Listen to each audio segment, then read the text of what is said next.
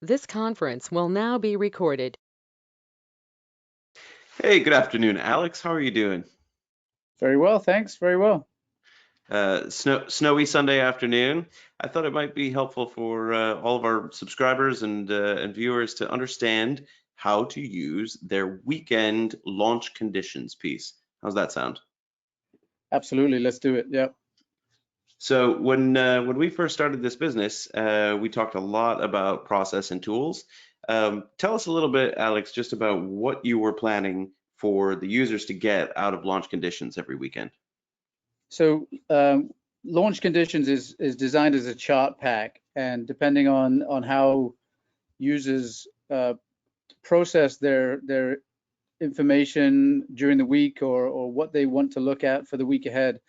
In my experience working with clients, a chart pack was something that at the end of the week, clients would take home with them. They would browse through a chart list, a list of charts Hmm.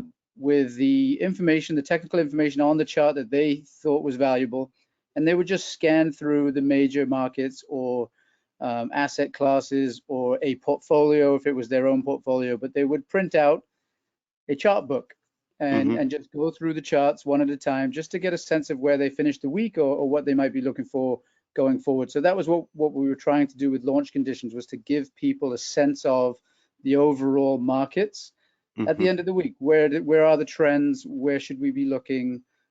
Just as a quick uh, multi-chart pack that could allow you to get that kind of information. That sounds like a perfectly reasonable way to get a feel for the markets, long-term trends, global indices, cross asset class. To me, there's never been a more important time to unplug from financial news, to get away from what is noise and actually look at signal. And there's a lot of information in price. So let's just dive in real quick, Yep. show our readers kind of how they can get to launch conditions each week. So if you're at the GoNoGo Charts website, and come over here to research, and it's the first option. So let's just pull into this week's launch conditions for the week ending February 5th. That's a chart of the VIX, looking at cooling volatility. There's a little bit of text here, but this is not the bulk of information. What you were talking about is the chart pack. So you can get down here to this graphic and pop it open.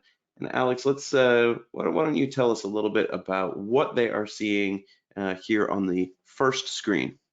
Yeah. So what we like to do is start off the launch conditions with a couple of heat maps to give a sense of where the trends are in assets and also where the trends are relatively within the sectors. So the Hmm. one on the left there is a GoNoGo heat map, and that's taking you just through the major asset classes. And we look at equities, treasuries, commodities. We've got the dollar index, which of Hmm. course is against a basket of its sort of counter currencies, and then Hmm. Bitcoin along the bottom. So just to give a sense of overall trend of the major asset classes. And then on the right, most of our clients and most people that we talk to are equity investors, and so we take the relative map. So that's applying the GoNoGo trend to the relative strength ratio of each sector to the base, which is the S&P.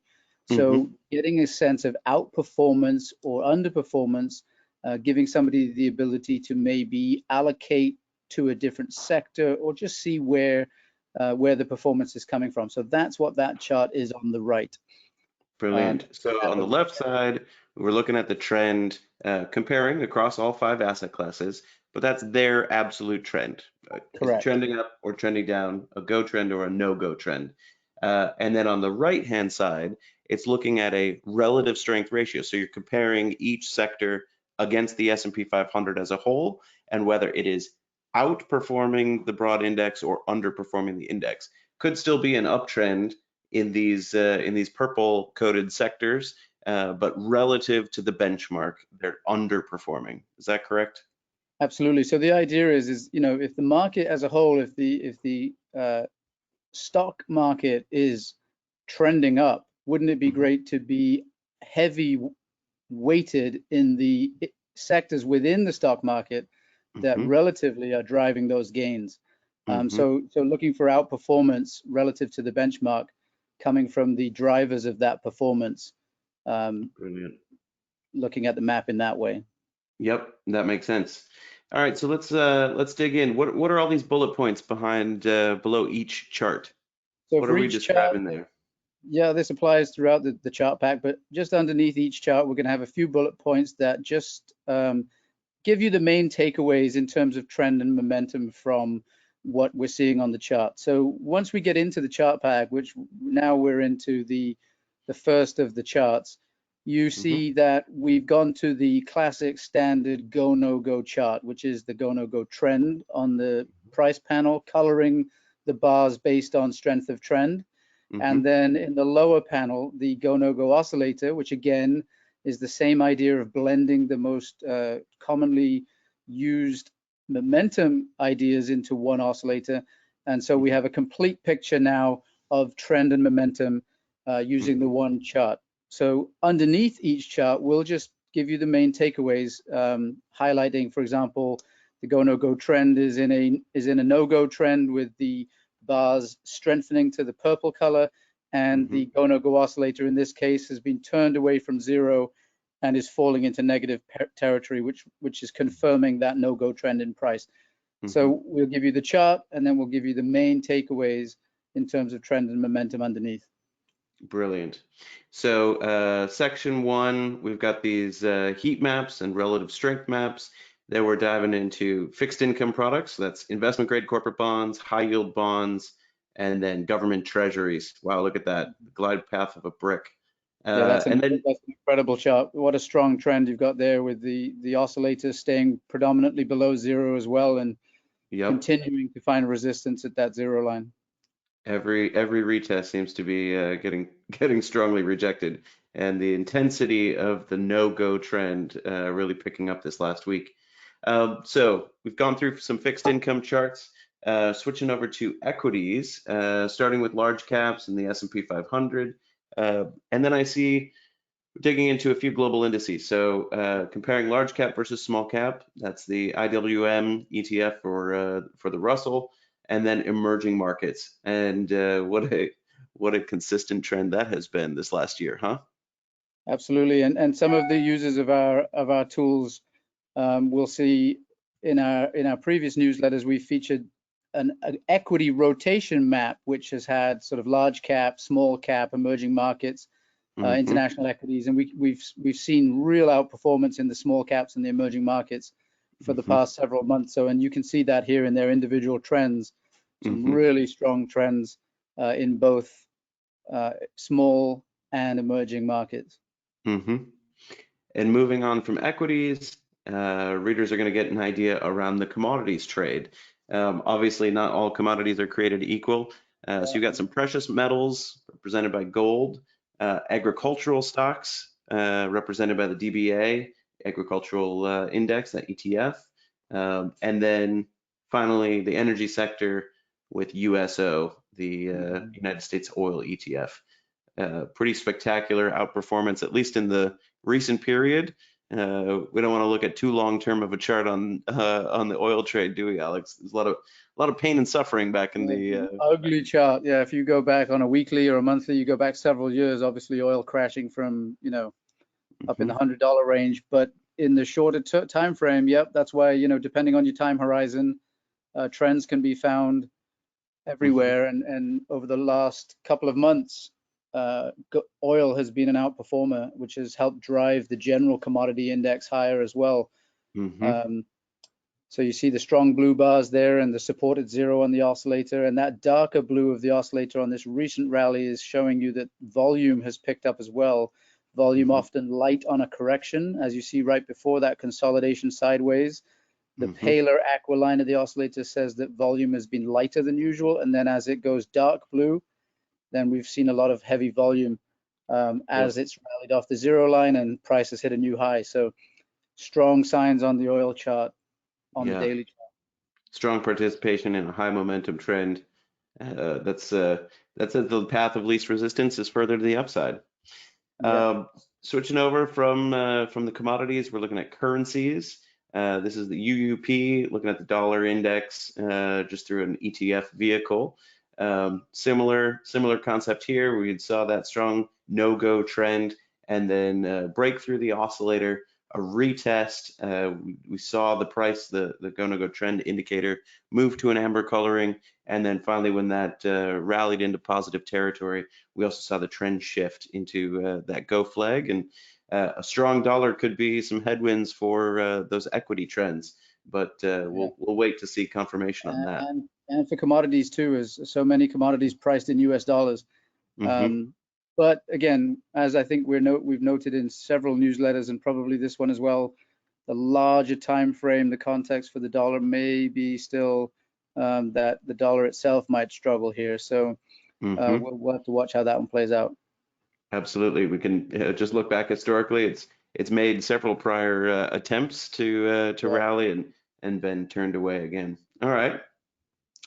Finally, as we finish off the currencies, looking at the euro dollar, and you've got this chart of volatility that shows us the prior week's spike from all of the speculative short selling activity. That's pretty much GameStop right there. That's incredible volume and order flow over the last couple of weeks. Wouldn't mind working for Citadel this month, but for those who aren't in the market making business, that spike in volatility can sometimes be a warning sign of trouble to come, and we see that line up pretty closely with the rally in the US dollar as well. All right. Perhaps the most exciting part of the launch conditions chart pack, new emerging asset class and digital assets, cryptocurrencies. Tell us the difference between the chart on the left and the chart on the right, Alex. Yeah, so the chart on the left is Bitcoin, obviously the most significant cryptocurrency and digital asset, largest by market cap, of course. And the chart on the right is an ETF that's called a block that is trying to capture returns based on companies that are heavily invested in blockchain technology. So not a perfect vehicle as a straight ETF to try to capture cryptocurrency returns, but it's an ETF that is trying to invest heavily in companies that are in the blockchain using that kind of technology. So it's a ETF trying to capture those returns. So that's why it's in here. But again, Bitcoin on the left, very interesting at the moment. Had a really strong correction for the last several weeks after its rally from 10,000 up to 41. Oscillator crashed to zero, temporarily dipped into minor negative territory, but has been able to rally back. And we've seen a new go flag, which has pushed price back up to test those highs already. And so we'll see now if it can get above 41, then like you said earlier, least path of resistance is up. Absolutely. So you've got a quick synopsis, 16 charts covering the whole globe, and the idea for investors' process for tools is that they take a step back, turn off the TV, stop listening to talking heads, and just look at what price is telling you. So Alex, what I'm seeing in launch conditions for this week is that we are in a risk-on environment, right? We're buying equities, commodities, even crypto assets. And the only thing really threatening that, right? We know it's a risk-off environment when people are, when investors are heavily traded in cash and treasuries. And we can see right from the very first chart on the heat map that that's just not the case. Investors are seeking yield through riskier assets, even including digital assets. And so that gives you sort of a backdrop for where the market internals are at and where we need to be thinking about where to allocate, where to find the next best trends. Yeah, spot on. Spot on. All right, Alex, thank you very much for your time today, and very happy Sunday to you. For all of you watching and listening, head on over to GoNoGoCharts.com to activate your subscription and start your disciplined investment process today. Thanks so much.